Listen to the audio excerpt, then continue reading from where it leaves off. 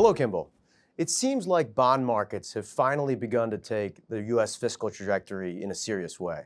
My question for you is, what would be the impact of a secularly higher yield regime on the economy and on markets? I think markets are, beginning to sort of suss that out. I don't think, though, that they're overreacting. And interest rates are quite reasonable right now. I mean, they're consistent with long-term averages.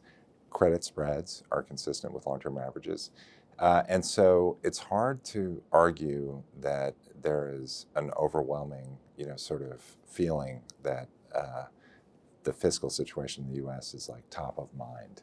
We'll say with the private sector, with the corporate sector, most companies have used the very low interest rate regime that existed for many years to refinance and kind of immunize themselves from higher rates.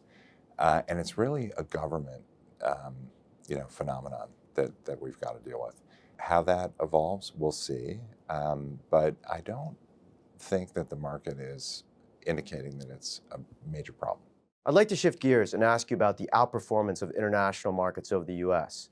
So year to date, U.S. markets are lagging by about mid-teens, and half of that's currency related. Can you talk about why this could persist going forward?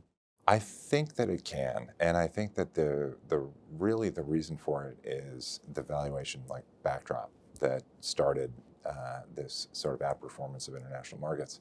And you've got a situation where, fundamentally, cash flows outside of the U.S. are, I think, mispriced. I mean, they're underpriced.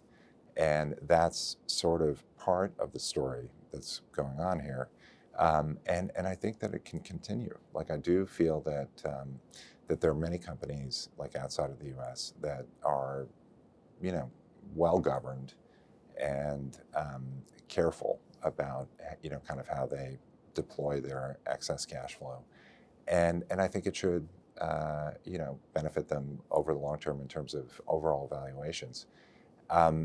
That's kind of the story, I think, for investing in international markets. Well, thank you very much for your time today, Kimball.